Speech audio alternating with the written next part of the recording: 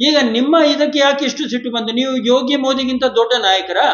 ಇಡೀ ಕಾರ್ಯಕರ್ತರು, ಇಡೀ ಪುತ್ತೂರಿನ ಕಾರ್ಯಕರ್ತರಿಗೆ ಪುತ್ತಿಲ ಬೇಕನ್ನುವಾಗ ಆಗ ಒಂದು ಸೌಜನ್ಯಕ್ಕಾದ್ರೂ ಕೇಳಿ ಆ ಸ್ಥಾನವನ್ನು ಅವರಿಗೆ ಕೊಡುವಂತ ಒಂದು ನೈತಿಕತೆನೇ ಭಾರತೀಯ ಜನತಾ ಪಕ್ಷಕ್ಕಿಲ್ಲ ಅಂತ ಹೇಳಿದ್ರೆ ಮತ್ತೆ ಯಾವ ತರದ ಆಡಳಿತವನ್ನು ಮಾಡಕ್ ಸಾಧ್ಯತೆ ಇದೆ? ಏನ್ ಮಾಡಿದ್ದಾರೆ? ಆ ಡಿವೈಎಸ್ಪಿಯ ಮೇಲೆ ಯಾಕೆ ಕ್ರಮವನ್ನು ಕೈಗೊಳ್ಳಿಲ್ಲ? ಯಾಕೆ ಹುದ್ದೆಯಲ್ಲಿ ದೊಡ್ಡ ಸ್ಥಾನದಲ್ಲಿದ್ದಾರೆ ಅಂತ ಹೇಳಿಬಿಟ್ಟು PCಗಳನ್ನ ಸಸ್ಪೆಂಡ್ ಮಾಡಿದ್ದಾರೆ? ಯಾಕೆ PSI ಯಾಕೆ ಸಸ್ಪೆಂಡ್ ಆಗಿಲ್ಲ? ಯಾಕೆ ಡಿವೈಎಸ್ಪಿ ಸಸ್ಪೆಂಡ್ ಆಗಿಲ್ಲ? ಅಧಿಕಾರ ಕೊಟ್ಟಿರೋದು ಜನಸಾಮಾನ್ಯರನ್ನ ರಕ್ಷಣೆ ಮಾಡಕ್ಕೆ. ನೀವೇ ಭಕ್ಷಕರಾದ್ರೆ ನಾವು ತಲೆ ಬಾಗುದು ಭಗವಧ್ವಜಕ್ಕೆ. ಹಿಂದೂ ಕಾರ್ಯಕರ್ತ ಆದವನು ತಲೆ ಬಾಗುವುದು ಭಗವಧ್ವಜಕ್ಕೆ ಹೊರತಾಗಿ ಬಿಜೆಪಿಯ ಮತಕ್ಕೆಗಲ್ಲ. ಹಾಗಾದ್ರೆ ಬಿಜೆಪಿಗೆ ಓಟ್ ಹಾಕಿದ್ರೆ ಮಾತ್ರ ಹಿಂದುವಾ? ನಿಮ್ಮ ಕಾರ ಅಲ್ಗಾಡಿದಕ್ಕೆ ನೀವೇನೋ ಕೊಟ್ರಿ, ನಾಳೆ ನಿಮ್ಮಲ್ಲಿ ಇಟ್ಕೊಂಡು ಅಲ್ಗಾಡಿಸ್ಬೇಕಿತ್ತು. ಮೂಲ ಉದ್ದೇಶ ಏನು, ಪುತ್ತೂರಿನಲ್ಲಿ ಮೊನ್ನೆ ನಡೆದ ಘಟನೆ 13ನೇ ತಾರೀಕು ಸಾಯಂಕಾಲ ಅಂದ್ರೆ ಫಲಿತಾಂಶದ ದಿನ ಸಾಯಂಕಾಲ ನಡೆದಿರುವ ಘಟನೆಯ ಬಗ್ಗೆ ಒಂದಿಷ್ಟು ತಮ್ಗೆಲ್ಲರಿಗೂ ಗೊತ್ತಿದೆ. ಆದ್ರೂ ಕೂಡ ಈ ಘಟನೆಯನ್ನ ಅಖಿಲ ಭಾರತ ಹಿಂದೂ ಮಹಾಸಭಾ ಮತ್ತೆ ಅಭಿನವ ಭಾರತ ತೀವ್ರವಾಗಿ ಖಂಡನೆ ಮಾಡುತ್ತೆ. ನಿಮ್ಗೆ ಗೊತ್ತಿರಬಹುದು, ಕಳೆದ ಕೆಲವು ವರ್ಷಗಳಿಂದ ಹಿಂದೂ ಮಹಾಸಭಾ ಮತ್ತೆ ಅಭಿನವ ಭಾರತ ಭಾರತೀಯ ಜನತಾ ಪಕ್ಷದ ನಕಲಿ ಹಿಂದುತ್ವವಾದಿಗಳ ಮುಖವಾಡವನ್ನ ಸಮಾಜದ ಎದುರುಗಡೆ ತೆರೆದಿರುವಂತ ಪ್ರಯತ್ನ ನಿರಂತರವಾಗಿ ಮಾಡ್ಕೊಂಡು ಬಂದಿದೆ. ಆ ಒಂದು ಪರಿಣಾಮವೇ ಕಳೆದ ಸರ್ತಿ ದೇವಸ್ಥಾನ ಹೊಡೆದಾಗ ನಾವು ಅವರ ವಿಚಾರವನ್ನ ಸಮಾಜದ ಮುಂದಿಟ್ಟಾಗ ನಮ್ಮ ಮೇಲೆ ನಡೆದಿರುವಂತ ಕೇಸು. ಆವತ್ತಿನ ಕೇಸಲ್ಲಿ ನಾನು ಕೇವಲ ಇಷ್ಟೇ ಹೇಳಿದ್ದು, ನಾವು ಗಾಂಧಿನೇ ಬಿಟ್ಟಿಲ್ಲ ಸ್ವಾಮಿ, ನಿಮ್ಮನ್ನ ನಾವು ಸುಮ್ಮನೆ ಇರಕ್ಕೆ ಬಿಡ್ತೇವಾ ಅಂತ ಹೇಳಿದಂತ ಮಾತು. ಅದು ಎಲ್ಲಿವರೆಗೆ ತಲುಪಿತು, ಯಾವ ರೀತಿಯಲ್ಲಿ ಅದು ಇದಾಯ್ತು ನಿಮ್ಗೆಲ್ಲ ಗೊತ್ತಿರುವಂತದ್ದೇ. ಯಾಕೆಂದ್ರೆ ನೀವು ಪತ್ರಿಕೆಯಲ್ಲಿ ಇರುವವರು, ನಿಮ್ಗೆ ನಾನು ಹೇಳೋ ಅವಶ್ಯಕತೆ ಇಲ್ಲ. ಬಟ್ ಅದರ ಹಿಂದಿರುವಂತ ಸತ್ಯವನ್ನ ನಾವು ಒಂದ್ ಸ್ವಲ್ಪ ಅವಲೋಕನೆಯನ್ನ ಮಾಡಬೇಕಾಗಿದೆ. ಈಗ ಏನು ಯಾತಕ್ಕೋಸ್ಕರ ನಾನಲ್ಲಿ ಏನ್ ತಪ್ಪು ಮಾಡಿದ್ದೇನೆ? 100 ಚಿಲ್ಲರೆ ದೇವಸ್ಥಾನವನ್ನ ನೀವು ಹೊಡೆದಾಕ್ತೀರಿ, ಒಂದೇ ಒಂದು ಮಸೀದಿ ಇಲ್ಲ, ಒಂದೇ ಒಂದು ಚರ್ಚ್ಗಳಿಲ್ಲ ಅಂತ ಹೇಳಿದ್ರೆ ನಿಮ್ಮ ಹಿಂದುತ್ವದ ಮುಖವಾಡಗಳು ಏನು ಎಂಬುದು ಸಮಾಜದ ಎದುರು ಕಡೆ ಇಡುವಂತದ್ದಾಗಿದೆ. ಈಗ ಮೊನ್ನೆ ನಡೆದಿರುವ ಪುತ್ತೂರು ಘಟನೆಯಲ್ಲಿ ಕೂಡ ಇದೇ ಆಗಿರುವಂತದ್ದು. ಏನು ಆ ಹುಡುಗರು ಮಾಡಿದ ತಪ್ಪು ಏನಿದೆ? ನೀವು ಮೋದಿ ಹೆಸರಲ್ಲಿ ಯೋಗಿ ಹೆಸರಲ್ಲಿ ಮತವನ್ನ ಪಡಿತೀರಂತಾದ್ರೆ ನಿಮಗೆ ನಿಮ್ಮದೇ ಆದ ವೈಯಕ್ತಿಕ ಏನು ಇದೇ ಇಲ್ಲ, ನಿಮ್ಗೆ ಆ ನೈತಿಕತೆನೂ ಇಲ್ಲ, ನಿಮ್ಗೆ ಆ ಕೆಪಾಸಿಟಿನೂ ಇಲ್ಲದಿರುವಾಗ ನಿಮ್ಮ ವಿಚಾರದಲ್ಲಿ ಇಡೀ ಭಾರತೀಯ ಜನತಾ ಪಕ್ಷ ಮತ್ತೆ ಏನು ಅದಕ್ಕೆ ದುಡಿದಿರುವ ಕಾರ್ಯಕರ್ತರು ಬಲಿಪಶು ಆಗ್ತಾರೆ ಅಂದ್ರೆ ಅವರ ಆಕ್ರೋಶವನ್ನು ವ್ಯಕ್ತಪಡಿಸಿರೋದು ಸಹಜ ಅಲ್ವಾ? ನೀವು ಏನು ನಾನು ಈಗ ಕೇಳುವಂತದ್ದು, ಇದ್ರ ಮುಂಚೆ ಪಾಕಿಸ್ತಾನ್ ಜಿಂದಾಬಾದ್ ಹೇಳಿದಂತವರಿಗೆ ನೀವು ಸುಮ್ಮನೆ ಇದ್ರೆ, ಮೋದಿಯ ಸ್ಟ್ಯಾಚ್ಯೂಗೆ ಚಪ್ಪಲ ಹಾರ ಹಾಕಿ ಅದನ್ನು ಸುಡುವಂತ ಪ್ರಯತ್ನ ಮಾಡಿದಾಗ ನೀವು ಸುಮ್ಮನೆ ಇದ್ರೆ, ಅಥವಾ ಯೋಗಿಯ ಇದಕ್ಕೆ ಪ್ರತಿಕೃತಿಗೆ ಸುಡುವಾಗ ಸುಮ್ಮನೆ ಇದ್ರೆ, ಈಗ ನಿಮ್ಮ ಇದಕ್ಕೆ ಯಾಕೆ ಇಷ್ಟು ಸಿಟ್ಟು ಬಂತು? ನೀವು ಯೋಗಿ ಮೋದಿಗಿಂತ ದೊಡ್ಡ ನಾಯಕರ? ನಾನು ಕೇಳ್ತಿರೋದು, ನೀವು ಯೋಗಿ ಮೋದಿಗಿಂತ ದೊಡ್ಡ ನಾಯಕರ? ಇದೇ ಪ್ರಶ್ನೆಯನ್ನ ನಾನು ಪೊಲೀಸ್ ಇಲಾಖೆಗೂ ಕೂಡ ಕೇಳ್ತೇನೆ. ಕುಲೆ ಆಮ್ ಅಂದ್ರೆ ಓಪನ್ ಮೈದಾನದಲ್ಲಿ ಪಾಕಿಸ್ತಾನ್ ಜಿಂದಾಬಾದ್ ಹೇಳುವಂತದ್ದು, ಅಥವಾ ಪೊಲೀಸರ ಮೇಲೆ NRC ಮತ್ತೆ ಇದ್ರ ಬದಲು ಪೊಲೀಸರ ಮೇಲೆ ಆಕ್ರಮಣ ಮಾಡಿದಂತವರ ಮೇಲೆ ಕೈ ಎತ್ತುವಂತ ಆ ಪೊಲೀಸರಿಗೆ ತಾಕತ್ತಿಲ್ಲ, ದಂಬಿಲ್ಲ. ಪಾಪ ಬಡಪ್ಪಾಯಿ ಇವರ ಮೇಲೆ ನೀವು ಕಾರ್ಯಕರ್ತರ ಮೇಲೆ ನೀವು ದಾಳಿ ಮಾಡ್ತೀರಿ, ನೀವು ಹೊಡಿತೀರಿ ಅಂತ ಹೇಳಿದ್ರೆ ನಿಮ್ಮನ್ನ ಏನ್ ಅನ್ಬೇಕು? ನಮ್ಮ ರಾಜ್ಯದಲ್ಲಿ ಮಾನವ ಹಕ್ಕುಗಳ ಉಲ್ಲಂಘನೆ ಆಗ್ತಾ ಇದ್ರು ಕೂಡ ಮಾನವ ಹಕ್ಕು ಮತ್ತೆ ಸರ್ಕಾರ ಮೌನವಾಗಿದೆ, ಅದರ ಬಗ್ಗೆ ಏನು ಚಕಾರ ಎತ್ತಲ್ಲ. ಇತ್ತೀಚೆಗೇನೋ ಬಂದ್ಬಿಟ್ರು, ನಾನು ಅದನ್ನು ನೋಡಿದೆ. ಆದ್ರೆ ಎಲ್ಲಿ ತಲುಪ್ತಾ ಇದ್ದೇವೆ ನಾವು? ಎಲ್ಲಿ ತಲುಪ್ತಾ ಇದ್ದೇವೆ ನಾನು ಕೇಳ್ತಾ ಇರೋದು. ಇದೇ ರೀತಿಯಲ್ಲಿ ಮುಂದುವರೆದ್ರೆ ಹಿಂದೂಗಳ ಪರಿಸ್ಥಿತಿ ಯಾವ ಮಟ್ಟಕ್ಕೆ ತಲುಪಬಹುದು ಎಂಬುದನ್ನು ಕೇಳಿದಾಗ ನಮಗೆ ಹೆದರಿಕೆ ಆಗುತ್ತೆ. ನಾವು ಒಂದು ಸಮಯದಲ್ಲಿ ಭಾರತೀಯ ಜನತಾ ಪಕ್ಷವನ್ನು ಅಧಿಕಾರಕ್ಕೆ ತರುವಂತ ಪ್ರಯತ್ನ ಯಾಕೆ ಮಾಡಿದ್ದೇವೆ ಅಂದ್ರೆ, ಕನಿಷ್ಠ ಪಕ್ಷ ಹಿಂದುತ್ವಕ್ಕೆ ಒಂದಿಷ್ಟಾದ್ರೂ ಬೆಂಬಲ ಸಿಗುತ್ತೆ, ಹಿಂದೂ ಹುಡುಗರು ಅಥವಾ ಹಿಂದೂ ಕಾರ್ಯಕರ್ತರು ಮುಕ್ತವಾಗಿ ವ್ಯವಹರಿಸಬಹುದು, ಸಂಚರಿಸಬಹುದು ಅಂತ ಹೇಳ್ಬಿಟ್ಟು. ಇವತ್ತು ಆ ಹಿಂದೂ ಎನ್ನುವಂತ ಹೆಸರಿನಲ್ಲಿ ಅಧಿಕಾರಕ್ಕೆ ಬಂದಂತ ಭಾರತೀಯ ಜನತಾ ಪಕ್ಷವೇ ಅವರ ಸ್ವಂತ ಕಾರ್ಯಕರ್ತರ ಮೇಲೆ ದಾಳಿ ಮಾಡುತ್ತೆ ಅಂತ ಹೇಳಿದ್ರೆ ಇದ್ರ ಅರ್ಥ ಏನು? ಇದರ ಅರ್ಥ ಏನು ಎಂಬುದು ಇವತ್ತು ಇಡೀ ರಾಜ್ಯದಲ್ಲೇ ಪುತ್ತಿಲ್ನವರು ತನಗೆ ಸಿಕ್ಕಬೇಕಿರುವಂತಹ ಒಂದು ಹಕ್ಕದು. ನಿಜಕ್ಕೂ ಹೇಳ್ತಾ ಇದ್ದೇನೆ, ಪುತ್ತಿಲ್ನವರಿಗೆ ಅಲ್ಲಿ MLA ಸೀಟ್ ಕೊಡಬೇಕಿತ್ತು, ಅದು ಅವರ ಹಕ್ಕದು. ಅವರು ದುಡಿದಿದ್ದಾರೆ, ಪಕ್ಷವನ್ನು ಕಟ್ಟಿದ್ದಾರೆ. ನಾವೆಲ್ಲ ನಿನ್ನೆ ಮೊನ್ನೆ ಪಕ್ಷಕ್ಕೆ ಬಂದವರೆಲ್ಲ, ನಾವು ಜನಸಂಘದಿಂದ ಪಕ್ಷ ಕಟ್ಕೊಂಡು ಬಂದವರು. ಏನು ನಾವು ಗುಡ್ಡಕ್ಕೆ ಮಣ್ಣು ಹೊರಕ್ಕೆ ಅಂತ ಪಕ್ಷಕ್ಕೆ ಸೇರ್ಪಡೆ ಆದವರಲ್ಲ. ಆದ್ರೆ ಪುತ್ತಿಲ್ನವರು ಕೇಳೋದ್ರೊಳಗೆ ತಪ್ಪೇನಿದೆ? ಅವರು ಅಧಿಕಾರವನ್ನ ಕೇಳಿದ್ರು, ಅದನ್ನು ಅವ್ರು ಕೊಡಬೇಕಾಗಿತ್ತು. ಯಾರೋ ಒಂದು ಎಲ್ಲಿಂದಲೋ ತಂದು ಬಿಟ್ಟು ಆಮದು ಮಾಡಿಕೊಂಡು, ಈಗ ನಾನು ಆ ತಾಯಿಯ ಬಗ್ಗೆ ನಾನು ಮಾತಾಡ್ತಾ ಇಲ್ಲ, ಆ ತಾಯಿ ಪುತ್ತೂರಿನವರೇ ಅಲ್ಲ ಎಂಬ ಒಂದು ಮಾತನ್ನು ಕೇಳಿದೆ, ಅದು ನನಗೆ ಸ್ಪಷ್ಟತೆಯಾಗಿ ಗೊತ್ತಿಲ್ಲ. ಹಂಗಂತ ಆದ್ರೂ ಕೂಡ ಅಲ್ಲಿ ಒಂದು ಆ ಇಡೀ ಕಾರ್ಯಕರ್ತರು, ಇಡೀ ಪುತ್ತೂರಿನ ಕಾರ್ಯಕರ್ತರಿಗೆ ಪುತ್ತಿಲ ಬೇಕನ್ನುವಾಗ ಆಗ ಒಂದು ಸೌಜನ್ಯಕ್ಕಾದ್ರೂ ಕೇಳಿ ಆ ಸ್ಥಾನವನ್ನು ಅವರಿಗೆ ಕೊಡುವಂತ ಒಂದು ನೈತಿಕತೆನೇ ಭಾರತೀಯ ಜನತಾ ಪಕ್ಷಕ್ಕಿಲ್ಲ ಅಂತ ಹೇಳಿದ್ರೆ ಮತ್ತೆ ಯಾವ ತರದ ಆಡಳಿತವನ್ನು ಮಾಡಕ್ ಸಾಧ್ಯತೆ ಇದೆ?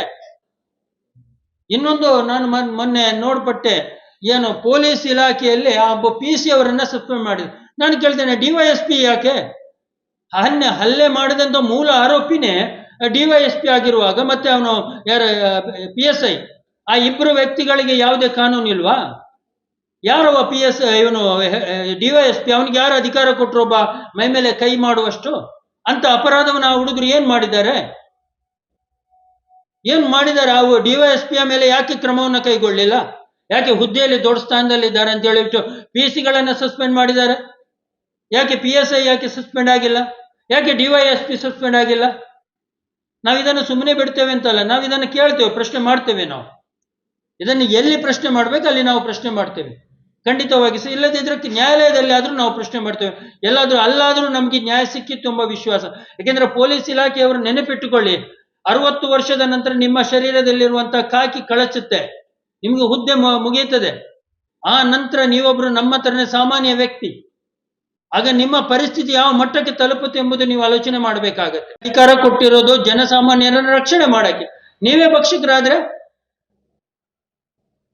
ಇದು ಅಂಧಕಾಲದಲ್ಲಿ ನಡೆದೋಯ್ತು. ಆವತ್ತು ಹಿಂದೆ ನಾವೆಲ್ಲ ಮಾಡಿದಾಗ ನಮ್ಮನ್ನು ತಗೊಂಡೋಗಿ ಸ್ಟೇಷನ್ ಅಲ್ಲಿ ಯಾವ ಯಾವ ತರದ ಚಿತ್ರಹಿಂಸೆಗಳನ್ನು ಕೊಟ್ಟಿದ್ದಾರೆ, ನಾವು ಅನುಭವಿಸಿ ಬಂದಿದ್ದೀವಿ. ಆದ್ರೆ ಕಾಲ ಮುಗಿದೋಗಿದೆ. ಇವತ್ತು ಜನ ಎಚ್ಚೆತ್ತುಕೊಂಡಿದ್ದಾರೆ. ಈಗಲೂ ಅದೇ ನಡೀತಾ ಇದೆ ಅಂತ ಹೇಳಿದ್ರೆ ಯಾವ ಪರಿಸ್ಥಿತಿಯಲ್ಲಿದೆ ಕರ್ನಾಟಕ?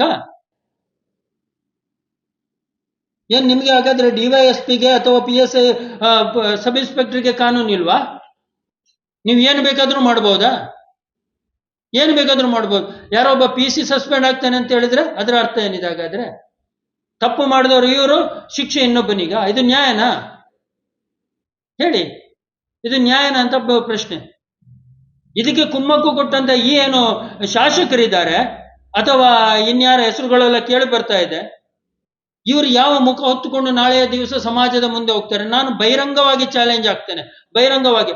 ತಾಕತ್ತಿದ್ರೆ ಇವರ ಶಾಸಕ ಸ್ಥಾನಕ್ಕೆ ರಾಜೀನಾಮೆಯನ್ನು ಕೊಡ್ಲಿ, ಸಂಸದ ಸ್ಥಾನನ ಶಾಸಕ ಸ್ಥಾನಕ್ಕೆ ಯಾವುದಕ್ಕೂ ರಾಜೀನಾಮೆ ಕೊಡ್ಲಿ. ಪಕ್ಷೇತರರಾಗಿ ಮೋದಿ ಮತ್ತೆ ಯೋಗಿ ಹೆಸರನ್ನು ಎತ್ತದ ಚುನಾವಣೆ ಸ್ಪರ್ಧೆ ಮಾಡಲಿ. ನೋಡುವ, ನಮ್ಮ ಪುತಿಲ್ನವರ 10% ಓಟನ್ನು ಪಡೆದು ತೋರಿಸ್ಲಿ, ನೋಡೋಣ ಹಾಗಾದ್ರೆ ತಾಕತ್ತಿದೆ ಅಂತ ಹೇಳ್ಬಿಟ್ಟು. 6,000ಕ್ಕಿಂತ ಮೇಲ್ಪಟ್ಟು, ಯಾಕೆಂದ್ರೆ ಪುತಿಲ್ನವರು 60,000 ತಗೊಂಡ್ರೆ 10% ಅಷ್ಟು ಮತವನ್ನು ಪಡೆಯಲಿ. ನಿನ್ನೆ ಹರೀಶ್ ಪೂಂಜನ್ ಏನೋ ಮಾತಾಡ್ತಾ ಸತ್ಯಜಿತ್ ಸುರತ್ಕಲ್ನವರಿಗೆ ಮಾತಾಡ್ತಾರೆ, ತಿಮ್ಮರೋಡಿ ಅವರಿಗೆ ಮಾತಾಡ್ತಾರೆ. ಯಾವ ನೈತಿಕತೆ ಇದೆ ಈ BJP ಶಾಸಕರಿಗೆ? ಏನು ನಿನ್ನೆ ಮೊನ್ನೆ ಬಂದವರ ತಿಮ್ಮರೋಡಿ ಆಗ್ಲಿ ಅಥವಾ ಸತ್ಯಜಿತ್ ಸುರತ್ಕಲ್ ಆಗ್ಲಿ, ಪ್ರವೀಣ್ ವಾಲ್ಕೆ, ಇಡೀ ಭಾರತೀಯ ಜನತಾ ಪಕ್ಷವನ್ನ ಕಟ್ಟಿ ಬೆಳೆಸೋದ್ರೊಳಗೆ ಇವರ ಪಾತ್ರ ಏನಿತ್ತು? ಎಲ್ಲಿದ್ರು ಇವರು? ಹೈಕೋರ್ಟ್ ಲಾಯರ್ ಆಗಿ ವಕೀಲಗಿರಿ ಮಾಡ್ತಾ ಇದ್ರಲ್ಲ. ಅಧಿಕಾರಕ್ಕೆ ಸಿಕ್ಕಿದ ಕೂಡಲೇ ಏನು ಬಾಯಿಗೆ ಬಂದಾಗೆ ಮಾತಾಡ್ಬೋದು ಅಂತ ತಿಳ್ಕೊಂಡಿದ್ರೆ ಅದು ತಪ್ಪು. ಹೇಗೆ ಪೀಠದಲ್ಲಿ ಕೂರಿಸ್ಲಿಕ್ಕೆ ಗೊತ್ತಿದೆ ಅದೇ ರೀತಿಯಲ್ಲಿ ಎಳಿಸಕ್ಕೂ ಬರುತ್ತೆ ನಮಗೆ. ಇವತ್ತು ಮಾತಾಡುವಾಗ ಇತಿಮಿತಿಗಳನ್ನು ನೋಡ್ಕೊಂಡು ಮಾತಾಡ್ಬೇಕೆಂಬುದು ನಾನು ಹೇಳ್ತೇನೆ. ನಾನು ಒಂದು ಎಚ್ಚರಿಕೆಯನ್ನು ನಾನು ಆವಾಗ ಹೇಳಿದಾಗೇನೆ, ಹರೀಶ್ ಪೂಂಜಾ ಇರ್ಬೋದು ಅಥವಾ ಆಯ್ಕೆ ಆಗಿರುವಂತ ಭಾರತೀಯ ಜನತಾ ಪಕ್ಷ ಶಾಸಕರಿಗೆ, ನಿಮಗೆ ನೈತಿಕತೆ ಇದ್ರೆ ಮೌನವಾಗಿ ಕೂತ್ಕೊಳ್ಳಿ. ಸಾಧ್ಯ ಆಗುತ್ತಿದ್ರೆ ಹಿಂದೂ ಕಾರ್ಯಕರ್ತರಿಗೆ ಮತ್ತೆ ಹಿಂದುತ್ವವಾದಿಗಳಿಗೆ ಸಹಾಯ ಮಾಡಿ. ಅದು ಬಿಟ್ಟು ಅವರಿಗೆ ಆ ಹಿಂಬಾಗಿಲಿನಲ್ಲಿ ನಿಮ್ಮ ಅಧಿಕಾರವನ್ನು ಬಳಸಿಬಿಟ್ಟು ಅವರಿಗೆ ಹಿಂಸೆ ಮಾಡೋದಾಗ್ಲಿ ಅಥವಾ ಇನ್ನೊಂದನ್ನಾಗಿ ಮಾಡೋದಿದ್ರೆ, ನಾನು ಆವಾಗ ಹೇಳಿದಂಗೆ ಅದ್ರಲ್ಲಿ ಬರ್ದಾಗೇನೆ ಎಲ್ಲ BJPಯೇತರ ಹಿಂದೂ ಸಂಘಟನೆಗಳನ್ನ ಜೊತೆ ಸೇರಿಸ್ಕೊಂಡು ಒಂದು ಹೋರಾಟದ ಹಾದಿಯಲ್ಲಿ ನಾವು ಮುನ್ನಡೆಯಬೇಕಾಗತ್ತೆ. ಅದು ನಿಮಗೆ ಮುಂದಿನ ದಿನಗಳಲ್ಲಿ ಬಹಳ ಕಷ್ಟ ಆಗ್ಬೋತೆ. 2024ಕ್ಕೆ ಲೋಕಸಭಾ ಚುನಾವಣೆ ಇದೆ. ಇವತ್ತು ಮೋದಿನ ನೋಡಿಕೊಂಡು ನಾವು ಸುಮ್ಮನೆ ಇದ್ದೇವೆ ಅಂತ ಹೇಳಿದ್ರೆ ಅರ್ಥ ನಿಮ್ಮನ್ನು ನೋಡ್ಕೊಂಡು ಸುಮ್ಮನೆ ಇದ್ದೇವೆ ಅಂತಲ್ಲ, ಬರುತ್ತೆ ನಮಗೆ ಉತ್ತರ ಕೊಡಕ್ಕೆ. ಈಗಾಗಲೇ ಹಿಂದೂ ಮಹಾಸಭಾ ಸಕ್ಷಮವಾಗಿ ಮುನ್ನಡೀತಾ ಇದೆ. ಬಹಳಷ್ಟು ನಮ್ಮನ್ನ ತಡೆಯುವ ಪ್ರಯತ್ನ ನೀವು ಮಾಡಿದ್ದೀರಿ. ಬಹಳಷ್ಟು ಕೇಸ್ಗಳನ್ನು ಕೂಡ ನಾವು ಹಾಕಿಸ್ಕೊಂಡಿದ್ದೇವೆ. ಹೋರಾಟದ ಹಾದಿಯಲ್ಲಿ ಕೇಸು, ಹೊಡೆದಾಟ, ಬಡದಾಟ ಇದೆಲ್ಲ ಮಾಮೂಲಿ ನಡೀತಾ ಇರ್ತದೆ. ಯಾವ ಒಬ್ಬ ಶಾಸಕನ ಮಗ ಬಜರಂಗ ದಳದಲ್ಲಿದ್ದಾನೆ ಅಥವಾ ಹೋರಾಟದ ಹಾದಿಯಲ್ಲಿದ್ದಾನೆ? ಯಾವ ಒಬ್ಬ ಮಂತ್ರಿಯ ಮಗ ಹೋರಾಟದ ಹಾದಿಯಲ್ಲಿದ್ದಾನೆ? ತೋರಿಸಿ ನೋಡುವ. ಯಾರೋ ಪಾಪ ಬಡಪಾಯಿ ತಾಯಿಯ ಮಕ್ಕಳು ನಿಮ್ಗೆ ಸ್ನಾನ ಮಾಡಿ ಕೊಟ್ಟ ಕೂಡಲೇ, ನೀವು ಪೀಠದಲ್ಲಿ ಕೂತ ಕೂಡಲೇ ನಿಮ್ಗೆಲ್ಲ ಮರ್ತು ಹೋಗ್ಬಿಡುತ್ತೆ ಅಲ್ಲ. ಅದರಿಂದ ಎಚ್ಚರಿಕೆ ಇರಲಿ. ಈ ಮೂಲಕ ಈ ಹುಡುಗರಿಗೆ ಏನು ನ್ಯಾಯ ಇಲ್ಲ ಅಂತಾದ್ರೆ ನಾವು ನ್ಯಾಯಾಲಯದಲ್ಲಿ ಇದರ ಬಗ್ಗೆ ಪ್ರಶ್ನೆ ಮಾಡ್ತೇವೆ. ಮತ್ತೆ SP ಅವರಿಗೆ ಕೂಡ ಮುಂದಿನ ದಿನದಲ್ಲಿ ನಾನು ಪತ್ರವನ್ನ ಕೊಡ್ತೇನೆ, ಅವ್ರನ್ನ ಕೂಡಲೇ ಸಸ್ಪೆಂಡ್ ಮಾಡ್ಬೇಕಂತ. ಹಾಗೆ ಬೆಳ್ತಂಗಡಿ ತಾಲೂಕಿನ ಅಧ್ಯಕ್ಷರು ಒಂದೆರಡು ಮಾತನಾಡಬೇಕಂತ ನಾನು ಈ ಮೂಲಕ ವಿನಂತಿಸ್ತೇನೆ. ನಮಸ್ಕಾರ. ಮೊದಲನೇದಾಗಿ ನಮ್ಮ ಹಿರಿಯರಾದಂತಹ ಧರ್ಮೇಂದ್ರ ಅವರು ಹೇಳಿದಾಗೆ ಬಿಜೆಪಿಯ ಶಾಸಕರುಗಳಿಗೆ ಹಾಗೂ ಸಂಸದರುಗಳಿಗೆ ನೈತಿಕತೆ ಅನ್ನೋದು ಮೊದಲನೇದಾಗಿ ಇಲ್ಲ. ಯಾಕೆ ಅಂತ ಹೇಳಿದ್ರೆ ನೋಡಿ, ಇನ್ನೊಂದು ಅದರ ವಿಚಾರಕ್ಕಿಂತ ಮೊದಲು ನಾನೊಂದು ವಿಚಾರ ಹೇಳ್ತೇನೆ. ಈ 5 ವರ್ಷಗಳ ಮೊದಲು ಬಿಜೆಪಿ ವಿರೋಧ ಪಕ್ಷದಲ್ಲಿರುವಾಗ ಎಷ್ಟು ಹಿಂದೂ ಸಮಾಜೋತ್ಸವಗಳನ್ನು ಮಾಡಿದ್ರು. ಅದೇ ಈ 5 ವರ್ಷದಲ್ಲಿ ಅವರು ಅಧಿಕಾರದಲ್ಲಿದ್ರಲ್ಲ, ಯಾಕೆ ಒಂದೇ ಒಂದು ಹಿಂದೂ ಸಮಾಜೋತ್ಸವಗಳನ್ನು ಮಾಡಲಿಲ್ಲ? ಅದೇ ಬಿಜೆಪಿಯಲ್ಲಿ ಒಂದು ಸ್ಲೋಗನ್ ಇದೆ, ವಸುದೇವತಾ ಕುಟುಂಬಕ ಅಂತ. ಅಂದ್ರೆ ಅದ್ರ ಅರ್ಥ ಏನು? ಎಲ್ಲಾ ಒಂದೇ ಕುಟುಂಬ ಅಂದಾಗೆ ಅಂತ ಹೇಳಿ. ಯಾವುದು ಹಿಂದೂ ಸಮಾಜ ಅನ್ನೋದು ಒಂದು ಕುಟುಂಬ ಇದ್ದಾಗೆ. ಆದ್ರೆ ಇವ್ರು ಏನ್ ಮಾಡ್ತಾ ಇದ್ದಾರೆ? ಬಿಜೆಪಿಗೆ ಜೈ ಹೇಳಿದವರು ಮಾತ್ರ ಕುಟುಂಬ, ಅದರ ಬಗ್ಗೆ ಪ್ರಶ್ನೆ ಮಾಡಿದವರು ಕಾರ್ಯಕರ್ತರು ಇವರೆಲ್ಲ ಬೇರೆ. ಯಾಕೆ ಒಂದೇ ಒಂದು ಹಿಂದೂ ಸಮಾಜೋತ್ಸವ ನಡೀಲಿಲ್ಲ? ನೋಡಿ, ನಮಗೆ ಸಂಘದ ಶಿಕ್ಷಣದಲ್ಲಿ ಏನು ಕಲಿಸಿದ್ದಾರೆ ಅಂತ ಹೇಳಿದ್ರೆ, ಭಗವದ್ಧ್ವಜಕ್ಕಿಂತ ಮೇಲೆ ವ್ಯಕ್ತಿ ಪೂಜೆ ಇಲ್ಲ. ನಾವು ತಲೆ ಬಾಗುದು ಭಗವದ್ಧ್ವಜಕ್ಕೆ. ಹಿಂದೂ ಕಾರ್ಯಕರ್ತ ಆದವನು ತಲೆ ಬಾಗುವುದು ಭಗವದ್ಧ್ವಜಕ್ಕೆ ಹೊರತಾಗಿ ಬಿಜೆಪಿಯ ಪತಾಕೆಗಲ್ಲ. ಅಂದ್ರೆ ನಿಮಗೆ ಜೈ ಹೇಳಿದವರಿಗೆ ಮಾತ್ರ ಸ್ಥಾನಮಾನ, ಅವರಿಗೆ ಮಾತ್ರ ಒಳ್ಳೆತನ, ಅವರಿಗೆ ಮಾತ್ರ ಯಾವುದೂ ಇಲ್ಲ. ಸರಿ, ಹಿಂದೆ ಸರ್ಕಾರ ಬಂತು, ಬೇಡ ಇದೇ ಸಿದ್ದರಾಮಯ್ಯ ಅವರ ಸರ್ಕಾರ ಇರಬೇಕಾದ್ರೆ ಎಷ್ಟು ಮುಸಲ್ಮಾನರ ಮೇಲೆ ಇದ್ದ ಕೇಸ್ಗಳನ್ನು ತೆಗೆಸಿದ್ರು, ಎಲ್ಲವನ್ನು ತೆಗೆಸಿದ್ರು. ಈಗ ಬಂದ ತಕ್ಷಣ ಏನೋ ಹೊಸ ರೂಲ್ಸ್ಗಳು ತರ್ತಾ ಇದ್ದಾರೆ, ಕೇಸ್ಗಳನ್ನು ತೆಗಿಸ್ತಾ ಇದ್ದಾರೆ. ಯಾಕೆ ನಿಮ್ಮ ಕೈಯಲ್ಲಿ 3 ವರ್ಷ 9 ತಿಂಗಳು ಸರ್ಕಾರ ಇತ್ತಲ್ಲ, ಯಾಕೆ ಒಂದೇ ಒಂದು ಕಾರ್ಯಕರ್ತರ ಕೇಸ್ ತೆಗೆಸಿದ್ರೆ ನೀವು? ಇದೇ ಎಲೆಕ್ಷನ್ ಟೈಮಲ್ಲಿ ಎಷ್ಟು ಹಿಂದೂಗಳನ್ನು ಗಡಿಪಾರು ಮಾಡಿದ್ರಿ ನೀವು. ಸರಿ, ಇನ್ನು ಬೆಳ್ತಂಗಡಿ ವಿಚಾರಕ್ಕೆ ಬರುವ. ಬೆಳ್ತಂಗಡಿ ವಿಚಾರ, ನಾನು ಬೆಳ್ತಂಗಡಿ ಅಧ್ಯಕ್ಷ ಆಗಿದ್ರೆ ನನ್ನ ಕ್ಷೇತ್ರದ ಬಗ್ಗೆ ನಾನು ಸ್ವಲ್ಪ ಮಾತಾಡ್ಬೇಕಾಗ್ತದೆ. ನೋಡಿ, ಬೆಳ್ತಂಗಡಿಯ ಶಾಸಕರೇ, ನಿಮಗೆ ನಂದೊಂದು ಪ್ರಶ್ನೆ ಇದೆ. ಕಳೆದ ಸರ್ತಿ ನೀವು 25,000 ಚಿಲ್ಲರೆ ಓಟ್ ಲೀಡಲ್ಲಿ ವಿನ್ ಆದ್ರಿ. ಅದೇ ಈ ಸರ್ತಿ ನಿಮ್ಮ ಲೀಡಿಂಗ್ ಕಮ್ಮಿ ಹೇಳಿದದ್ದು. ಅದು ಕಾಂಗ್ರೆಸ್ ಇಂದ ಹೇಳಿದಲ್ಲ, ನೀವು ಮಾಡಿದಂತ ಸ್ವಜನ ಪಕ್ಷಪಾತದಿಂದಾಗಿ ಮೈನಸ್ ಆದದ್ದು. ಇದೇ ಶಾಸಕರು ಬರೋಕ್ಕಿಂತ ಮೊದಲು ಬೆಳ್ತಂಗಡಿಯಲ್ಲಿ ಹಿಂದುತ್ವದ ಭದ್ರಕೋಟೆ ಆಗಿತ್ತು. ಇವತ್ತು ಅದೇ ಬೆಳ್ತಂಗಡಿಯಲ್ಲಿ 5 ಭಾಗಗಳಾಗಿದೆ, ಹಿಂದುತ್ವದ 5 ಭಾಗಗಳಾಗಿದೆ. ಬಿಜೆಪಿದು ಒಂದು ಬಣ, ಬೇರೆ ಒಂದು ಬಣ, ಹಿಂದೂ ಕಾರ್ಯಕರ್ತರದೊಂದು ಬಣ, ಇನ್ನೊಂದು ಸಂಘಟನೆದೊಂದು ಬಣ. ಯಾಕೆ ಒಗ್ಗೂಡಿಸ್ಕೊಂಡು ಹೋಗ್ಲಿಕ್ಕೆ ನಿಮಗೆ ಆಗ್ಲಿಲ್ವಾ? ಯಾವತ್ತಾದ್ರೂ ನೀವು ನಿಜವಾಗ್ಲೂ ಹಿಂದುತ್ವದ ಕಾರ್ಯಕರ್ತರಾಗ್ತಿದ್ರೆ, ನೀವು ನಿಜವಾಗಿ ಹಿಂದುತ್ವದ ಲೀಡರ್ ಅಂತ ಆಗ್ತಿದ್ರೆ, ನೀವು ಬಂದ ಅಲ್ಲಿ ನಿಂತು ಒಂದು ದಿವಸ ಆದ್ರೆ ಯಾರನ್ನಾದ್ರೂ ಕರೆಸಿ ಮಾತಾಡ್ತಿದ್ದೀರಾ? ಹೇಳುವಾಗ ಇದೇ ಕೆಲವು ಶಾಸಕರು, ಇನ್ಕ್ಲೂಡಿಂಗ್ 𝐒𝐻 ಆಗಿರಿ, ಸುನೀಲ್ ಕುಮಾರ್ ಆಗಿರಿ, ಏನೊಂದು ಮಾತೇನು ಹೇಳಿದ್ರು ಸ್ವಲ್ಪ ತಿಂಗಳುಗಳ ಹಿಂದೆ, ನಾಳೆ ನಮಗೆ ಅಧಿಕಾರ ಬೇಕು, ಪಕ್ಷ ಬೇಕು, ಹಿಂದುತ್ವ ಬೇಕು ಅಂತ ಹೇಳುವಾಗ ನಾವು ಹಿಂದುತ್ವದ ಬರಲಿದ್ದೇವೆ ಅಂತ ಹೇಳಿದ್ವಿ. ಹಾಗಾದ್ರೆ ಅರುಣ್ ಕುಮಾರ್ ಪುತ್ತಿರ ಯಾರು ಸ್ವಾಮಿ? ಪ್ರಮೋದ್ ಮುತಾಲಿಕರು ಯಾರು ಸ್ವಾಮಿ? ನಿಮ್ಮನ್ನು ಬೆರಳು ಹಿಡಿದು ಮೇಲಕ್ಕೆ ತಂದು, ಸಂಘ ಪರಿವಾರಕ್ಕೆ ತಂದು, ಸಂಘಟನೆ ತಂದು ನಿಮಗೆ ಒಂದು ಸ್ಥಾನಮಾನ ಕೊಟ್ಟಿದ್ದವರು ಅದೇ ಪ್ರಮೋದ್ ಮುತಾಲಿಕರು. ಅದೇ ಪ್ರಮೋದ್ ಮುತಾಲಿಕರ ಬಗ್ಗೆ ನೀವು ಏನೆಲ್ಲ ಅಪಪ್ರಚಾರ ಮಾಡಿದ್ರಿ? ಇದೇ ಬೆಳ್ತಂಗಡಿಯಲ್ಲಿ ಹರೀಶ್ ಪೂಂಜರಿಗೆ ಮೊದಲನೇದಾಗಿ ಬೆಂಬಲ ಕೊಟ್ಟವರೇ ಇದೇ ಮಹೇಶ್ ಶೆಟ್ಟಿ ಕಿಮ್ಮರು, ಅವರ ಬಗ್ಗೆ ಮಾತಾಡಿದ್ರಿ. ಪ್ರವೀಣ್ ಮಾಲ್ಕೆ ಅವರು ಅವರ ವಯಸ್ಸಿನ ಅರ್ಧದಷ್ಟು ಯಾರಿಗೂ ಆಗ್ಲಿಲ್ಲ. ಅವರ ವಯಸ್ಸಿನ ಬಗ್ಗೆ, ಅವರ ಕರ್ಮಗಳ ಬಗ್ಗೆ ನೀವು ಮಾತಾಡ್ತಿರಲ್ಲ. ನಿತ್ಯ ಕರ್ಮದಲ್ಲಿ, ನಿತ್ಯ ಧ್ಯಾನದಲ್ಲಿ ಕೂರುವ ವ್ಯಕ್ತಿ ಬಗ್ಗೆ ನೀವು ಮಾತಾಡ್ತಿರಲ್ಲ. ಇನ್ನು ಸರ್ಕಾರದ ವಿಷಯ ಹೇಳುವಾಗ ನೋಡಿ, ಇನ್ನೊಂದು ವಿಷಯ, ನಿಮ್ಮ ಮಾಧ್ಯಮಗಳ ಮೂಲಕ ನಾನೊಂದು ಬಿಜೆಪಿ ಕಾರ್ಯಕರ್ತರಲ್ಲಿ ಹಾಗೂ ಬಿಜೆಪಿ ನಾಯಕರಲ್ಲಿ ಒಂದು ಸಣ್ಣ ಮನವಿ ಮಾಡ್ತಾರೆ. ಸೋಷಿಯಲ್ ಮೀಡಿಯಾಗಳಲ್ಲಿ ನೀವು ಹಿಂದೂಗಳ ವಿರುದ್ಧವಾಗಿ ನೀವು ಬರೀತಿದ್ದೀರಿ. ಇದು ಹಿಂದೂ ಸಂಸ್ಕೃತಿ ಅಲ್ಲ. ಹಾಗಾದ್ರೆ ಬಿಜೆಪಿಗೆ ಓಟ್ ಹಾಕಿದ್ರೆ ಮಾತ್ರ ಹಿಂದುವಾ? ಬಿಜೆಪಿಗೆ ಓಟ್ ಹಾಕಿದವನು ಮಾತ್ರ ಹಿಂದುವಾ? ನೋಡಿ ಸ್ವಾಮಿ, ನಾವು ಹರೀಶ್ ಪುಂಜರಿಗೆ ಓಟ್ ಹಾಕಿದ್ದಲ್ಲ, ನಳಿನ್ ಕುಮಾರ್ ಕಟೀಲ್ರಿಗೆ ಓಟ್ ಹಾಕಿದ್ದಲ್ಲ, ಸಂಜೀವ್ ಮಠಂದೂರಿಗೆ ಓಟ್ ಹಾಕಿದ್ದಲ್ಲ. ಮೋದಿ ಎಂಬ ವ್ಯಕ್ತಿಗೆ, ಭಗವದ್ಧ್ವಜ ಎಂಬ ಒಂದು ಸಿದ್ಧಾಂತಕ್ಕೋಸ್ಕರ ಓಟ್ ಹಾಕಿದ್ರು. ಯಾಕೆ? ನಾಳೆ ಕಾಂಗ್ರೆಸ್ಗೆ ಓಟ್ ಹಾಕಿದ್ರೆ ಇವ್ರು ಅಟ್ಲೀಸ್ಟ್ ಎಲ್ಲರೂ ಹಾಳೆ, ರಾಜಕೀಯದ ಇರುವವರು ಎಲ್ಲರೂ ಹಾಳೆ. ಆದ್ರೆ ಇವ್ರು ಏನೋ ನಮ್ಮವರೆಂಬ ಒಂದು ಮನೋಭಾವದಲ್ಲಿ ಮೋದಿ ಎಂಬ ವ್ಯಕ್ತಿ, ಯೋಗಿ ಎಂಬ ವ್ಯಕ್ತಿ ಏನೋ ಒಂದು ನಮ್ಮ ದೇಶವನ್ನು ಅಖಂಡ ಹಿಂದೂ ರಾಷ್ಟ್ರ ಮಾಡ್ಬೇಕನ್ನೋದು ನಮ್ಮ ಸಂಕಲ್ಪ. ಅದರ ಒಂದು ಆಧಾರ ಸ್ತಂಭ ಅಂತ ಏನು ಯೋಗಿಜಿಯವರ ಆಡಳಿತ ನಡೀತಿದೆ, ಮೋದಿಜಿಯವರ ಆಡಳಿತ ನಡೀತಿದೆ. ಇದೇ ಮೋದಿಜಿಯವರು ಬಂದ್ಮೇಲೆ ನೋಡಿ, ಅಖಿಲ ಭಾರತ ಹಿಂದೂ ಮಹಾಸಭಾ ರಾಮ ಮಂದಿರದ ಹೋರಾಟದಲ್ಲಿ ಸರ್ವಪ್ರಥಮ ಯಾರು ಹೋರಾಟ ಮಾಡಿದ್ದು, ಯಾರು ಲೀಗಲ್ ಆಗಿ ಇದು ನೋಡಿ, ಅದರ ಜಡ್ಜ್ಮೆಂಟ್ ಬಂತು. ಅದರ ಜಡ್ಜ್ಮೆಂಟ್ ಅಲ್ಲಿ ಏನಂತ ಬಂದಿದೆ ಅಂತ ಹೇಳಿದ್ರೆ, ಹಿಂದೂ ಮಹಾಸಭಾ ರಾಮಲಲ್ಲಾ ಟ್ರಸ್ಟಿಗೆ ಅಂತ ಕೊಟ್ಟಿದ್ದಾರೆ. ಅದರ ಅರ್ಥ ಬಿಜೆಪಿ ಟ್ರಸ್ಟಿಗೆ ಅಂತಲ್ಲ, ಅಂದ್ರೆ ಹೋರಾಟ ಮಾಡಿದವರು ಅಖಿಲ ಭಾರತ ಹಿಂದೂ ಮಹಾಸಭಾದವರು. ಆದ್ರೆ ಅಡ್ವಾಂಟೇಜ್ ತಗೊಂಡದ್ದು ಬಿಜೆಪಿ. ಆದ್ರೂ ತೊಂದರೆ ಇಲ್ಲ, ಯಾಕೆ ಮೋದಿಜಿ ಅವರ ಮೇಲೆ ನಮಗೆ ಅಭಿಮಾನ ಇದೆ, ಅವರು ಒಳ್ಳೆ ಹಿಂದೂ ಸಾಮ್ರಾಜ್ಯವನ್ನು ಸ್ಥಾಪನೆ ಮಾಡ್ತಾರೆ ಅನ್ನೋ ಒಂದು ವಿಶ್ವಾಸ ನಮಗಿದೆ.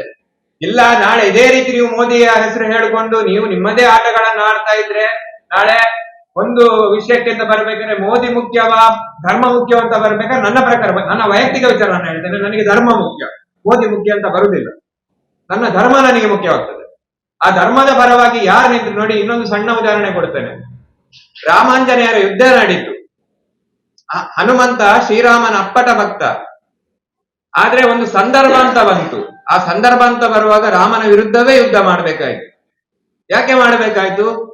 ಧರ್ಮೋ ರಕ್ಷತಿ ರಕ್ಷಿತ ಅನ್ನೋ ಒಂದು ಮಾತು ನಮ್ಮ ಧರ್ಮದಲ್ಲಿ ಅಥವಾ ಗ್ರಂಥಗಳಲ್ಲಿ ಅಥವಾ ಭಗವದ್ಗೀತೆಯಲ್ಲಿ ಹೇಳಿದ್ದಾರೆ. ಇದೇ ಶ್ರೀಕೃಷ್ಣ ಪರಮಾತ್ಮ ಒಂದು ಮಾತು ಹೇಳ್ತಾನೆ, ತಪ್ಪು ನಿನ್ನವರು ಮಾಡಿದ್ರು ಅಧರ್ಮದ ಪರ ನಿಲ್ಲಿಕ್ಕಾಗುದ, ಧರ್ಮದ ಪರವೇ ನಿಲ್ಬೇಕು. ಅದು ನನ್ನ ಸ್ವಂತ ನನ್ನ ತಂದೆ ತಪ್ಪು ಮಾಡಿದ್ರು ಅಷ್ಟೇ, ನೀನು ತಪ್ಪು ಮಾಡಿದ್ದೆ, ನನ್ನ ಧರ್ಮದ ವಿರುದ್ಧವಾಗಿ ನೀನು ತಪ್ಪು ಮಾಡಿದೆ ಅನ್ನೋ ಮಾತನ್ನ ನಾನು ಹೇಳ್ಬೇಕು. ಇನ್ನೊಂದು ವಿಚಾರ ನೋಡಿ, ಈಗ ಇರುವಂತ ಸರ್ಕಾರಕ್ಕೆ ನಾವು ಈಗಲೇ ಒಂದು ಮಾತು ಹೇಳ್ತೇವೆ. ಈಗ ಏನು ಮಾಡಿದ್ರು ಗೋಹತ್ಯೆ ನಿಷೇಧ, ಏನು ಕಾಟಾಚಾರಕ್ಕೆ ಒಂದು 13 ವರ್ಷ ತನಕದ ಗೋಗಳಿಗೆ ಮಾತ್ರ ಒಂದು ರಕ್ಷಣೆ, ಅದಾದ್ಮೇಲೆ ಕಡಿಬಹುದು, ಅಂಗವನ್ನಾದ್ರೆ ಕಡಿಬಹುದು ಅಂತ ಹೇಳುವಾಗ ನಾನೊಂದು ಹೇಳ್ತೇನೆ, ನಾನೊಂದು ಹಿಂದೂ ಆಗಿ ಕೇಳ್ತೇನೆ, ಯಾವುದೇ ಪಕ್ಷದ ಹೆಸರು ಬೇಡ, ಯಾವುದೇ ಸಂಘಟನೆ ಹೆಸರು ಬೇಡ, ವೈಯಕ್ತಿಕವಾಗಿ ಒಂದು ಹಿಂದೂ ಆಗಿ ಕೇಳ್ತೇನೆ. ಹಾಗಾದ್ರೆ ಸ್ವಾಮಿ, ಈಗ ನಿಮ್ಮ ತಂದೆ ತಾಯಿಗೆ 50 ವರ್ಷ ಆಯ್ತು, ಅವರು ನಿಮ್ಗೆ ಸಾಕ್ಲಿಕ್ಕೆ ಆಗುದಿಲ್ಲ, ಅವರು ನಿಮ್ಮನ್ನ ಎತ್ಕೊಳ್ಲಿಕ್ಕೆ ಆಗುಲ್ಲ, ಹಾಗಾದ್ರೆ ತಗೊಂಡಾಗ ಅನಾಥಾಶ್ರಮ ಹಾಕ್ತೀರಾ ನೀವು? ಒಂದ ರೂಲ್ಸ್ ತರಬೇಕು ಅಂತಿದ್ರೆ ಕಂಪ್ಲೀಟ್ ಆಗಿ 100ಗೆ 100 ಔಟ್ ಆಫ್ 100 ರೂಲ್ಸ್ ತರುವ ಅಧಿಕಾರ ನಿಮಗಿದೆ. ಯಾಕಂದ್ರೆ ರಾಜ್ಯದಲ್ಲೂ ನಿಂದೇ ಸರ್ಕಾರ ಇತ್ತು, ರಾಷ್ಟ್ರದಲ್ಲೂ ನಿಂದೇ ಸರ್ಕಾರ. ಅದು 425 ಕ್ಷೇತ್ರಗಳಲ್ಲಿ 378 ಕ್ಷೇತ್ರ, ಮೋರ್ ದನ್ 3/4 ಮೆಜಾರಿಟಿ ನಿಮ್ಮ ಹತ್ರ ಇದೆ. ಅಷ್ಟೇ ಇರಬೇಕಾದ್ರೆ ನಿಮ್ಮ ಕೈಯಿಂದ ಯಾಕೆ ಮಾಡ್ಲಿಕ್ಕೆ ಸಾಧ್ಯ ಇಲ್ಲ? ನೋಡಿ, ಮೋದಿ ಒಬ್ಬರಿಂದ ಮಾಡ್ಲಿಕ್ಕೆ ಸಾಧ್ಯ ಇಲ್ಲ, ಯೋಗಿ ಒಬ್ಬರಿಂದ ಮಾಡ್ಲಿಕ್ಕೆ ಸಾಧ್ಯ ಇಲ್ಲ. ಕ್ಯಾಬಿನೆಟ್ ಅಲ್ಲಿ ಇರುವ ಪ್ರತಿಯೊಬ್ರು ಮಿನಿಸ್ಟರ್ಗಳಿಗೂ ನಾನು ಹೇಳೋದು ಒಂದೇ, ಅಥವಾ ಇಲ್ಲಿ ಈಗ ಸೆಲೆಕ್ಟ್ ಆಗಿ ಉಳಿದಿದ್ದಾರೆ ಯಾರು 60 ಚಿಲ್ಲರೆ ಯಾರು, ನಿಮಗೀಗ ಇದು ಕಡೆಯ ವಾರ್ನಿಂಗ್. ಏನು ಅಂತ ಹೇಳಿದ್ರೆ, ಹಿಂದುತ್ವದಿಂದ ನಿಮ್ಮಿಂದ ಹಿಂದುತ್ವ ಅಲ್ಲ, ನಿಮ್ಮ ಹೊಲಸು ರಾಜಕೀಯಕ್ಕೋಸ್ಕರ ಹಿಂದುತ್ವವನ್ನು ಇನ್ನು ಎಲ್ಲಾದ್ರೂ ಹೊಲಸು ರಾಜಕೀಯ ಮಾಡ್ಲಿಕ್ಕೆ ಹೊರಟ್ರೆ ನಿಮ್ಮ ವಿರುದ್ಧ ಇಡೀ ಹಿಂದೂ ಸಮಾಜ, ಈಗಾಗಲೇ ಇದು ಪುತ್ತೂರು ಅನ್ನೋದೊಂದು ಸಣ್ಣ ಸ್ಯಾಂಪಲ್ ಅಷ್ಟೇ, ಇದು ಖಾಲಿ ಪುತ್ತೂರಿಗೆ ಮಾತ್ರ ಸೀಮಿತ ಅಲ್ಲ, ಇಡೀ ಕರ್ನಾಟಕದಲ್ಲಿ ಈಗ ಬರೀಲಿಕ್ಕೆ ಇಷ್ಟಿಷ್ಟ ಬರೀತಾರೆ. ಹಿಂದೂವಾದಿ, ನೀವೆಂತ ಹಿಂದುತ್ವವಾದಿಗಳು, ಕಾಂಗ್ರೆಸ್ ಸಪೋರ್ಟ್ ಮಾಡಿದ ಗ್ಯಾರಂಟಿಗೋಸ್ಕರ ಮಾರಿಕೊಂಡೆ. ಯಾರು ಗ್ಯಾರಂಟಿಗೋಸ್ಕರ ಮಾರಿಕೊಂಡಿಲ್ಲ. ಅಪ್ಪಟ ಹಿಂದೂ ಆದವನು ಕಾಂಗ್ರೆಸ್ ಓಟ್ ಹಾಕ್ಲೇ ಇಲ್ಲ, ನಾನು ಹಾಕ್ಲಿಲ್ಲ. ನಾನು ಈ ಸತಿ ಹಾಕಿದ್ದು ಬಿಜೆಪಿಗೆ, ಅದು ವಿಚಾರ ಬೇರೆ. ಯಾಕೆ ಹಾಕಿದ್ವಿ ಬಿಜೆಪಿಗೆ ಓಟ್?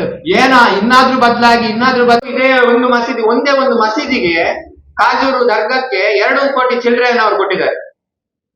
ಇನ್ನೊಂದು ಚರ್ಚಿಗೆ ಎಷ್ಟೋ ಎಕರೆ ಗಟ್ಟಲೆ ಜಾಗಗಳನ್ನು ಕೊಟ್ಟಿದ್ದಾರೆ, 4 ಎಕರೆ 5 ಎಕರೆ. ಹಾಗಾದ್ರೆ ನಿಮ್ಮ ಹಿಂದುತ್ವದಲ್ಲಿ ಅದು ನೀವು ನಿನ್ನೆ ಪ್ರಶ್ನೆ ಮಾಡ್ತೀರಾ, ನನ್ನ ಹಿಂದುತ್ವದಲ್ಲಿ ನಾನು ಎಂತ ತಪ್ಪು ಮಾಡಿದ್ದೇನೆ?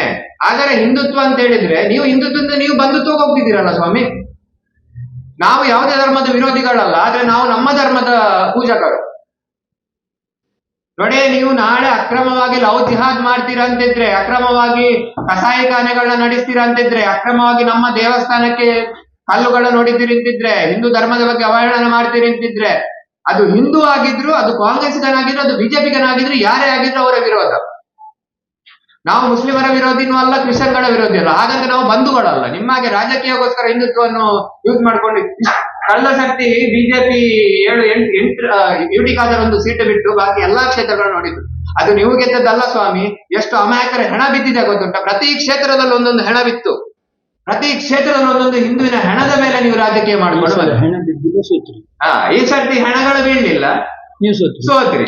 ಹೆಣ ಬಿದ್ದಿದೆ, ಸ್ವಲ್ಪ ಸರಿ. ನಿಮಗೆ ನೈತಿಕತೆ ಇರ್ತಿದ್ರೆ ಇದೇ ಹರ್ಷನ ಹೆಸರು ಹೇಳಿಕೊಂಡು ಶಿವಮೊಗ್ಗದಲ್ಲಿ ದೊಡ್ಡ ಕ್ಯಾಂಪೇನ್ಗಳನ್ನ ಮಾಡಿದ್ರಿ, ಅಷ್ಟೊಂದು ಹಾರಾಡಿದ್ರಲ್ಲ, ಯಾಕೆ ಹರ್ಷನ ಫ್ಯಾಮಿಲಿ ಅವರಿಗೆ ಟಿಕೆಟ್ ಕೊಡ್ಲಿಲ್ಲ? ಬೇಡ, ಕನಿಷ್ಠ ಪಕ್ಷ ಬಿಜೆಪಿ ಪಕ್ಷದಲ್ಲಿ ಒಂದು ಸಣ್ಣ ಸ್ಥಾನಮಾನ ಕೊಡ್ಬೋದಿತ್ತಲ್ಲ. ಆ ಪಾಪ ತಾಯಿ ನೋಡಿ, ದುಡ್ಡು ಕಲೆಕ್ಟ್ ಮಾಡಿ ಕೊಟ್ಟದ್ದು ಬಿಜೆಪಿ ಅವರಲ್ಲ. ಇನ್ನೊಂದು ಸ್ವಲ್ಪ ತಲೆಯಲ್ಲಿ ಇರ್ಲಿ, ಬಿಜೆಪಿ ಅವರು ದುಡ್ಡು ಕಲೆಕ್ಟ್ ಮಾಡಿ ಕೊಟ್ಟದಲ್ಲ, ಸಂಘಟನೆ ಹುಡುಗರು, ಸಂಘಟನೆ ಕಾರ್ಯಕರ್ತರು, ಹಿಂದೂವಾದಿಗಳು ಕಲೆಕ್ಟ್ ಮಾಡಿ ಕೊಟ್ಟಂತ ದುಡ್ಡು. ಇನ್ನೊಂದು ವಿಚಾರ, ಇದೇ ಪುತ್ತೂರಿಗೆ ಸಂಬಂಧಪಟ್ಟಂತ ವಿಚಾರ, ಪ್ರವೀಣ್ ನೆಟ್ಟಾರ್ ಅವರೇ ಮನೆ ಕಟ್ಟಿ ಕೊಟ್ಟರು ಅಂತ, ನಳಿನ್ ಕುಮಾರ್ ಕಟೀಲ್ ಅವರು ಮನೆ ಕಟ್ಟಿ ಕೊಟ್ಟರು ಅಂತ ಇಷ್ಟು ದೊಡ್ಡದಾಗಿ ಎಲ್ಲ ಫೇಸ್ಬುಕ್ ಅಲ್ಲಿ ಬರೀತೀರಿ. ನಿಮ್ಮ ಕಾರ್ ಅಲ್ಗಾಡಿದಕ್ಕೆ ನೀವೇನೋ ಕೊಟ್ರಿ. ನಾಳೆ ನಿಮ್ಮಲ್ಲಿ ಇಟ್ಕೊಂಡು ಅಲ್ಗಾಡಿಸ್ಬೇಕಿತ್ತು. ಅವರ ಜಾಗದಲ್ಲಿ ಕಾರಲ್ಲ, ನಾನು ಇಡ್ತಿದ್ದೆ ದೇವರಾಣಿಗೆ, ನಳಿನ್ ಕುಮಾರ್ ಕಟೀಲ್ ಇಟ್ಕೊಂಡು ನಾನು ಅಲ್ಲಾಡಿಸಿದ್ದೆ. ಹಾಕಿಸಿ ಕೇಸು. ನೀವು MP ಅಲ್ವಾ, ನೀವು ಹಾಕಿಸ್ತೀರಂತ ನನಗೆ ಗೊತ್ತುಂಟು. ನನಗೆ ನೋಡಿ, ನಮ್ಮ ಹಿರಿಯರು ಯಾವ ಮಾರ್ಗದರ್ಶನ ನೋಡಿ, ನಾವು ತತ್ವ ಸಿದ್ಧಾಂತ ಫಾಲೋ ಮಾಡುದು ಯಾರ್ದು ಅಂತ ಹೇಳಿದ್ರೆ ವೀರ ಸಾವರ್ಕರ್ ಅವರದ್ದು, ನಾಥರಾಮ್ ಗೋಡ್ಸೆ ಅವರದ್ದು. ನಾನು ಎದೆ ತಟ್ಟಿ ಹೇಳ್ತೇನೆ, ನಾನು ಗಾಂಧಿವಾದಿ ಅಲ್ಲ, ನಾನು ಗೋಡ್ಸೆವಾದಿ. ಅಖಂಡ ಭಾರತದ ಹಿಂದೂ ರಾಷ್ಟ್ರದ ಕಲ್ಪನೆಗೆ ಮುನ್ನುಡಿ ಬರೆದವರೇ ಪಂಡಿತ್ ಗೋಡ್ಸೆ ಹಾಗೂ ಸಾವರ್ಕರ್ ಅವರು. ಜೈಲಲ್ಲಿ ಇರ್ಬೇಕಾದ್ರೆ ಕೂಡ ಆ ಕಾಲಾಪತ್ತರ ಶಿಕ್ಷೆಯನ್ನು ಅನುಭವಿಸ್ಬೇಕಾದ್ರೆ ಕೂಡ ಇದೇ ವೀರ ಸಾವರ್ಕರ್ ಅವರು ಗೋಡೆ ಬರಹಗಳ ಮೂಲಕ ಬರೀತಿದ್ರು ಏನು ಅಂತ ಹೇಳಿದ್ರೆ ಅಖಂಡ ಭಾರತ ಅಮರ್ ರಹೇ. ಯಾಕೆ ಬಿಜೆಪಿ ಅವರು ಯಾರಿಗಾದ್ರು ಬಾಯಲ್ಲಿ ಹಿಂದೂ ರಾಷ್ಟ್ರದ ಬಗ್ಗೆ ಬಂತ? ಕೇವಲ ಅಟಲ್ ಬಿಹಾರಿ ವಾಜಪೇಯಿ ಅವ್ರಿಗೆ ಮಾತ್ರ ಬಾಯಲ್ಲಿ ಬಂದಿರೋದು ಅಖಂಡ ಭಾರತ. ಅವರ ಬಗ್ಗೆ ಕ್ರಿಟಿಸೈಸ್ ಮಾಡಿದ್ರಿ, ಅವರಿಗೂ ಕಡೆಗಾಲದಲ್ಲಿ ಏನೋ ಒಂದಿದ್ದಾರೆ. Bal Vikas English Medium School, Mani, Bantwal Taluk, to impart education with maximum value at minimum cost. An institution excellent in education with over 34 years of service. Well equipped and furnished new international level digital campus is now open. World class education with reasonable fee structure. Special inaugural offers like no donation fee for new admission. Grab this opportunity. Contact us for more details at 990222 6466.